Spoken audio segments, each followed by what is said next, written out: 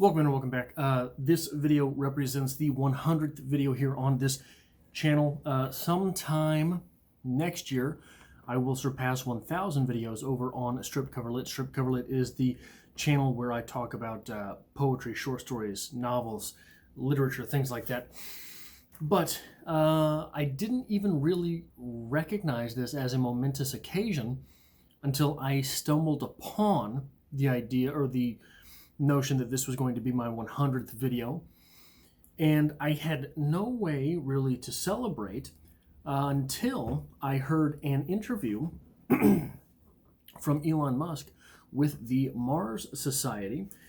And while preparing this video, I became ultimately, I think is probably the best word for this situation, ultimately aware of the fact that I would feel insanely guilty if I ever got the opportunity to talk to Elon Musk. That's a very humbling realization. Anything that guy would be doing would be way more productive and way better for the human race than talking to me. That's a humbling experience. That's a humbling realization. Especially one in today's celebrity-driven culture. So I have a favorite musician that was alive recently, Chris Cornell. I don't think I would ever want to talk to Chris Cornell. I don't think the two of us would have anything in common. I don't think there's anything I could really learn from him, not in order to apply it to my life. I don't think there's anything I could learn from Elon Musk either, but not because the reason I don't think I could learn anything from Elon Musk is that stuff would go so far over my head. There was a Christopher Hitchens once, I think it was in his debate with Tony Blair, was tempted with, this was as he was on the precipice of death. Death from cancer. So he knew it was coming. It's not like he died in a car wreck or something and didn't know, but he was on the precipice of death and was tempted with this idea, as is so often the case for atheists, tempted with this idea of, wouldn't it be nice, just entertain the idea. Wouldn't the idea of heaven be nice? I mean, hey, Christopher Hitchens, you spent your entire life in the world of literature. What if you could meet William Shakespeare? And Hitchens said, and this is a defense I never thought of, Hitchens said, no, that wouldn't be nice, because there is no way that actually meeting William Shakespeare would not be a disappointment. There is no way that this person whom I have built up over all these years to be so intelligent, what if you meet him and he's picking his nose? That would be a disappointment, just right off the bat. Meeting Elon Musk would be such a disappointment because you would realize how unworthy you are to be on the same planet with this guy. So he has to go to Mars. But in this video, I don't know if I introduced this idea yet. In the video, in his interview with the Mars Society, he floated out the idea that we should spend maybe less than 1% of our resources, but thereabouts, percent of our resources towards going to Mars, and that we should in fact spend maybe 1% of our time talking about Mars. So here for my 100th video, I'm going to do my 1% and throw some stuff out there about Mars. I don't understand a whole lot of this because I am not that intelligent, but one of the things that he talks about often when referring to Mars is the need to back up life. We need a backup. I am someone who has had my laptop for damn near a decade, and it still prompts me, do you want to run a backup? Because I never have. I live life on the edge. But it is he runs out the idea in this interview that, maybe there is other life somewhere in the universe. It would be one hell of a thing to lose all of the life in the universe. It's possible there is not other life in the universe. So it would be one hell of a thing to lose everything on this one planet because of a supervolcano or an asteroid impact. Comet impact? I can never remember the one's an asteroid, one's a comet. One, it has to do with whether it enters the Earth's atmosphere. I think. Don't quote me on that. Remember, I'm the guy that shouldn't be standing anywhere near Elon Musk. But it would be one hell of a thing to lose all of life. The one irony here, one of the ways that is always mentioned for apocalypse, for Armageddon, for the cancellation of life on Earth, is war. It's one of the things that is always mentioned. We might blow each other up. We might blow the holy hell right out of one another and get rid of life as anyone, as far as we know, knows it. He floats out the idea that maybe there's not other life in the universe. Maybe there isn't. We have no signs of it yet. But it is possible that we start a war and blow everybody up. Why is that ironic? Well, it's ironic in this interview because we're talking about going to the planet named after the Roman god of war to escape the fact that we might blow each other up. I wrote a short story and published it. I think it was called Night and Day. And basically, people went to Mars and blew each other up. A small irony that was a win for me as a writer at the time. But it is ironic that we would be going to a planet named after the Roman god of war in order to escape the earthly gods of war. But yeah, that idea of needing to back up life is one that I think reigns true the moment you are willing to accept the fact that we have so much less control than we really believe we do. If Yellowstone, is it Yellowstone that's a super volcano that is dormant for 10,000 years too long or whatever? If that blows, we're done. And that doesn't require global warming to happen. We don't have to make it that long and run out of fossil fuel and it's 100 degrees every day on every part of the planet. We don't have to make it that far. If that blows, we're done. Asteroid impact, we're done. Well, as long as it's the right size and it hits the right place. If it were the wrong size and hit the wrong place, it could still be utterly devastating. And hey, there's all sort of despots all over the world. All it takes is one of them to have a very bad day when they happen to have a couple of the very wrong bombs. Especially if they are able to deploy those bombs in a way that other countries aren't sure from whence they came. So, for example, if some kook from somewhere were able to detonate something in the middle of New York City, and we were pretty sure it came from Russia, despite the fact that it was really some kook, well, lots of things would go wrong. He mentioned the fact that a city has to be 100% self-sustaining before this can be considered a success, which that is one hell pardon me, one hell of a proposition when you accept the fact that we're not even going yet. We haven't even made the attempt yet to land a single person on that planet.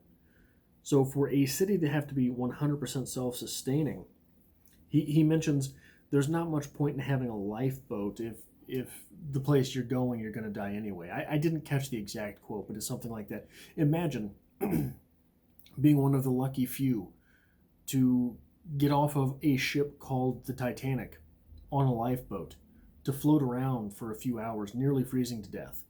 And then you get picked up on a boat that happens to be named the Lusitania. That's sort of what he's talking about there, how awful it would be to send people to Mars. Mars is not self-sustaining. We blow each other up. And then they all starve to death, or they run out of oxygen, or whatever it is that, for whatever is the reason they are not self-sustaining. So yeah, that is one hell of a thought when you really think about it. Trying to catch up on my notes here, just one second. I looked into it. It wasn't mentioned in that interview, I don't think. You know what I think? I think it was mentioned after Elon got off the call. The head of the Mars Society was stuck around answering questions, and I think he mentioned it, that the trip to Mars would take 7 months. He was talking about whether electric propulsion would get us there. And he said, you don't want to do it for Mars. You want to have chemical propulsion to get to Mars, because it would take between, I think he said 7 months, but I looked into it and they say 6 to 8 months. So I guess it depends on whether or not you stop for gas. Which, when I was a kid, that seemed utterly indefensible. There's no way you could stick someone on a ship for 7 months and have them survive.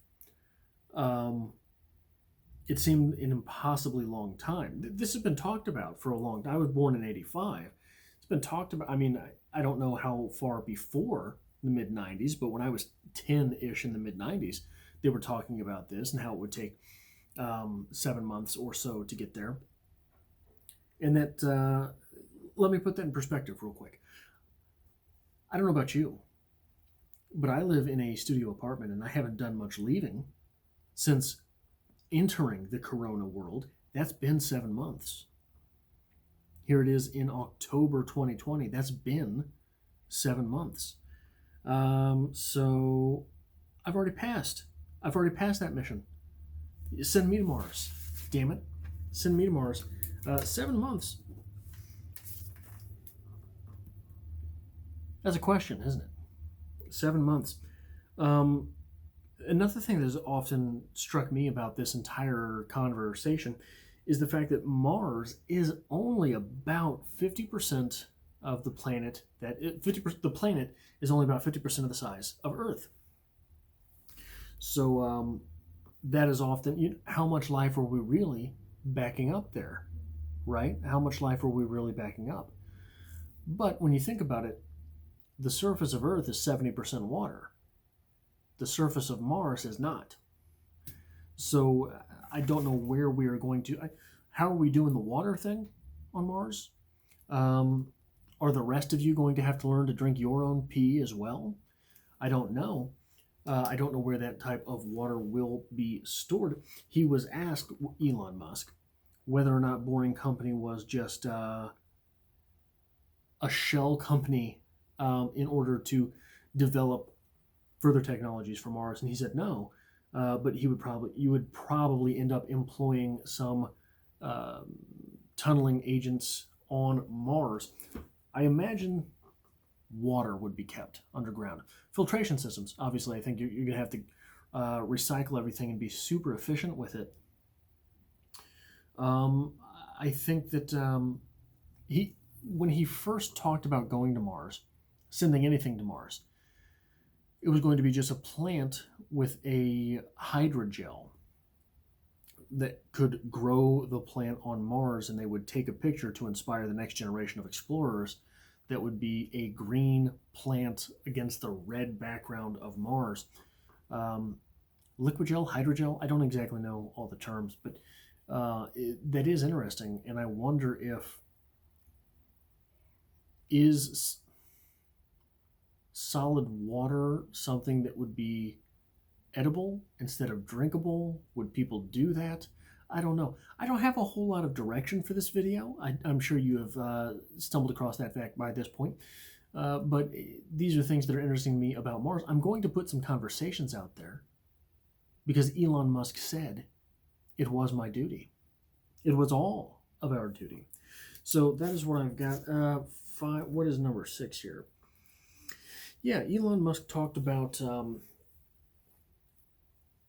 in order to get this thing sustainable, you're looking at probably 1 million tons of stuffs to the surface of Mars, which means 4 or 5 tons of stuffs into low Earth orbit, which means you have to have reusable rockets or you're a dunce. There's no way you're going to get it done without reusable rockets, which means Elon Musk, once again, has the market cornered.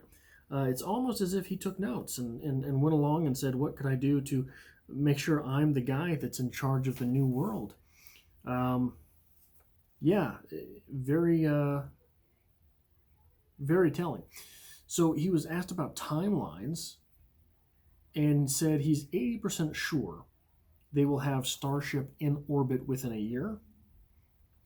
Or next year, I think he said, not within a year. Well, basically, I mean, it's October, it's the end of October, so you're basically looking at within a year. 50%, he says the boosters can come back. You want the boosters to come back. The boosters are all those engines. Engines are expensive. What I say is, Elon, just take the company public. Let us buy shares. You know we will. You know we won't sell them. Something. Maybe cut up used rockets once in a while and sell them for super expensive prices so that people can have displays of a 1/4 inch of rocket, of reusable rocket. This has been to space, you could say. He thinks that in 2022 there will be high volume flight for Starship. He says that this is something that is concerning to me. He says that the rate of innovation has to a linear rate of innovation does not get us to Mars, at least not in Elon Musk's lifetime. And I've got to be honest, if Elon Musk isn't going to do it, I don't think anyone else is. So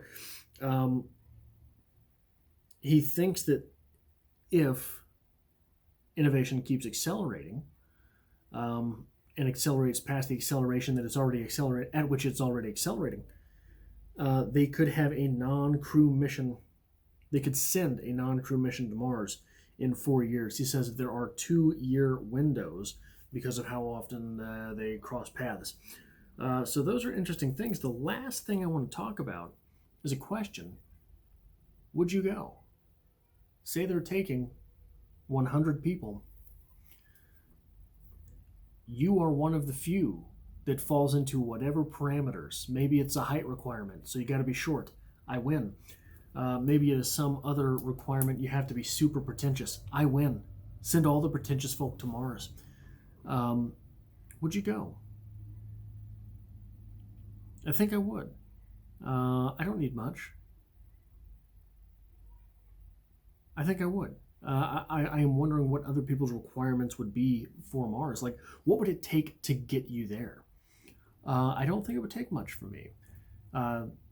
Would it take... I think if I could take anything, it would be for someone else to get something, right? I'm going to Mars. What do I care? You know? But make sure, I don't know, other people get taken care of. But yeah, what would it take to get you to go to Mars? Would you have to be back in 5 years? Would you have to, I'll go if I'm only there for 5 years. Give me a 5-year sentence of duty. I'll go for $1 million. What does it take? What would it take to get you to Mars? But yeah, this is my 100th video.